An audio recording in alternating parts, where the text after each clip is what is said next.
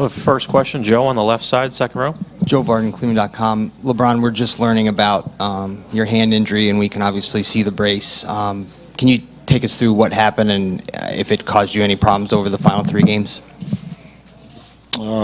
What happened? Self-inflicted. Post-game after game 1. Very emotional. For a lot of different reasons, understanding how important a game 1 is on the road for our ball club. What would that done for us? The way we played, the calls that was made throughout the course of that game. I had emotions on, the game was taken away from us. I had emotions of you just don't get an opportunity like this on the road versus Golden State to be able to get a game 1. And, I let the emotions get the best of me and pretty much played the last 3 games with a broken hand. So that's what it is. And then I recognize the finals just ended, but I know you're ready for these questions. Do you feel like you've played your last game for the Cavs? I have no idea at this point. The one thing that I've always done is consider, obviously my family, understanding, especially where my boys are at this point in their age. They were a lot younger. The last time I made a decision like this 4 years ago, I got a teenage boy, a preteen, and a little girl right now that wasn't around as well. So, sitting down and considering everything, but, my family is a huge part of whatever I've decided to do in my career, and they will continue to be that. So I don't have an answer for you right now as far as that. Tim, all the way in the back. LeBron, 2 questions. One, all the way in the back. 2 questions. One, how do you want this season to be remembered, given, guys in their 15th year don't do this at all? How do you want this year to be remembered? For me personally? Yes. I have no idea. That's for you guys to kind of figure out how you want to characterize my 15th season. It's definitely been a whirlwind. It's been ups and downs. It's been good. It's been bad. For me, I just try to be consistent throughout the course of the season, be the leader I know I can be for this ball club, for this franchise every night, no matter what was going on from the outside or the inside, and be reliable every single day, showing up to work every single day, putting in the work, and grinding every single day. So, I have no idea how the story will be talked about in my season, but that's not. I know I punch the clock in every single day, and that's for me. And I understand that, and I'm okay with that. And to kind of follow up on one of Joe's questions, you've gone through this dance that's coming this summer. You've gone through this a few times. Do you anticipate this just because of, like you said, the family and your kids going into high school and your age and all those things? Do you anticipate this summer being the toughest as far as deciding what the right path for you is? No, I felt like 10 was the toughest. Rachel up front. Rachel Nichols, ESPN. LeBron, how would you characterize these playoffs for you? For me personally? And the team. And the team? I wondered if we could hit a switch some way, somehow, just because of the course of the regular season. It was just like, I don't know. You guys asked me a lot. Our beat writers, kind of asked us throughout the whole, season, and then we made the trades. And right before the playoffs, a couple weeks before the playoffs, do you feel like your team is ready for the postseason? I didn't know. It was just the unknown. Our season was kind of the unknown, and I wondered if we can hit a switch in the postseason. I figured if I stayed laser sharp, if I came in with the right mentality, if I came in with the right mindset, that I could help fast track this, throughout a lot of the games in the postseason, because of my experience and because some of the other guys that experienced a lot of games, and I was able to do that. We was able to do that, and it's I don't know. I think it's never a success. It's never a success in the postseason when you lose. Not for me. I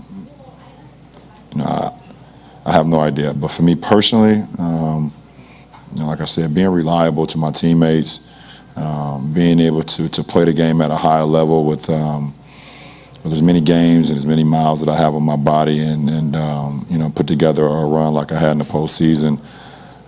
It's something that I can, kind of remember, The ending is obviously still fresh and still new, and you never want to lose, and especially in this fashion, being a competitor.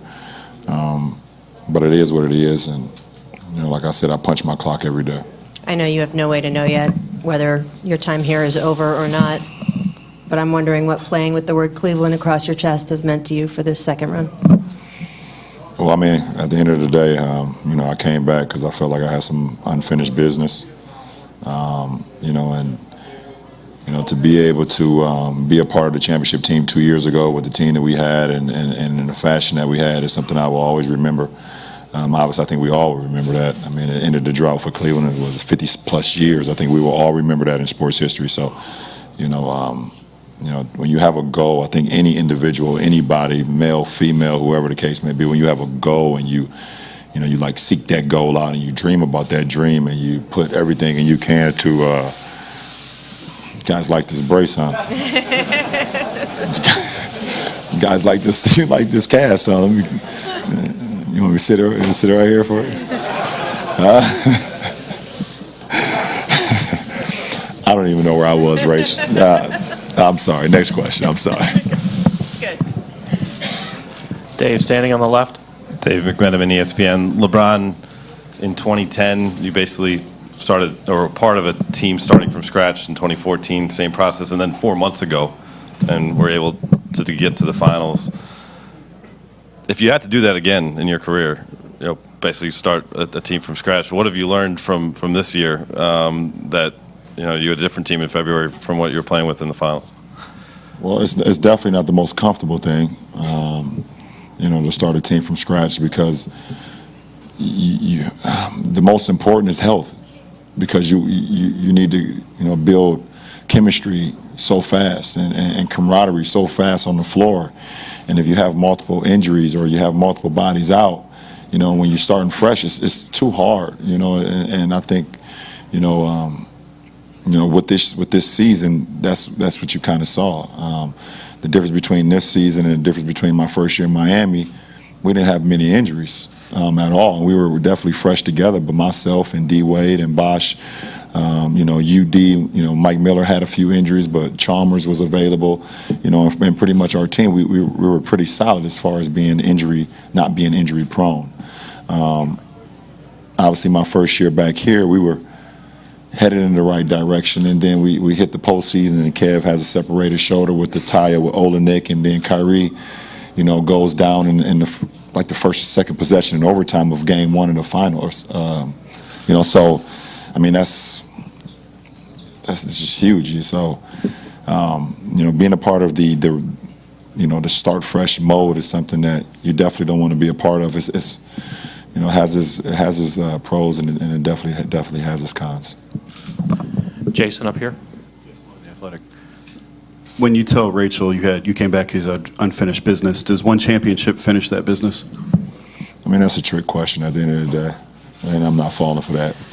It's not a trick. No, yes, it is. I mean, for me, I still have so much to give to the game, and like I said, when you have a goal and you're able to accomplish that goal, it actually, for me personally, made me even more hungry to continue to try to win championships, and I still want to be in championship mode, and I think I've showed this year why I will still continue to be in championship mode. And when you came back in 2014 and we did the thing at InfoCision, understanding things can change in 4 years, but you said you don't plan on going anywhere, you can't go through this again. What did you mean by that, and what's this process like, this free agency process of having to make a decision of can you just take us through, shed some light on what that process is like? Well, I mean, I'm not going to take you throughout the whole process. That's not fun.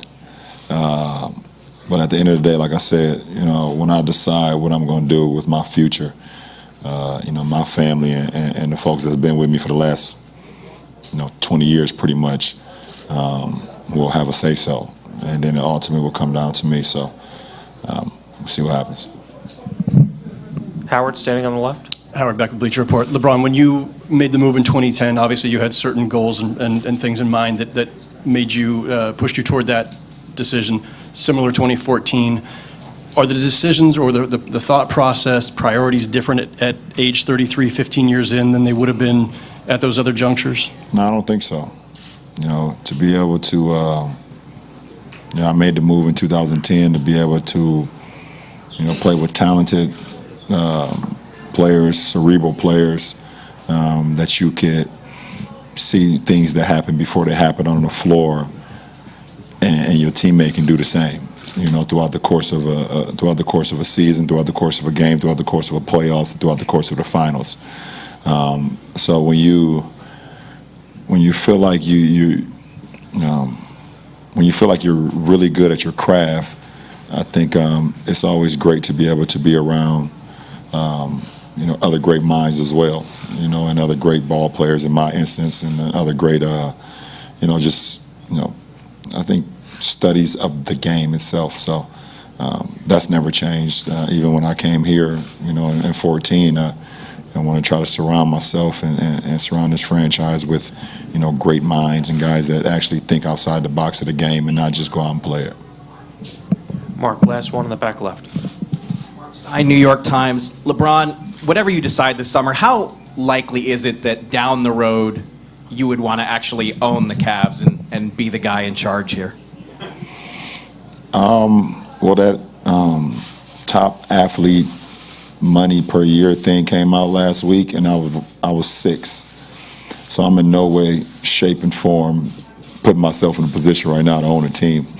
I think Floyd was one at like 252. Obviously I don't have a boxing hand. So boxing won't be the sport I'll be going to. I don't know. I mean, at the end of the day, Mark, I think for me, staying around the game, being around the game, will be something I'll probably do for the rest of my life. Either, while I'm playing for this, this later stage of my career, advising, people in the NBA, or whatever the case may be. But I got 2 boys that play the game as well, so. I don't know. I can't predict the future on ownership and things of that nature, but I have a lot of knowledge of the game. I understand talent. I know talent. But I know the right questions to ask certain guys and see if they're smart enough to actually think the game as well. So we'll see what happens. Thank you, LeBron. Appreciate it.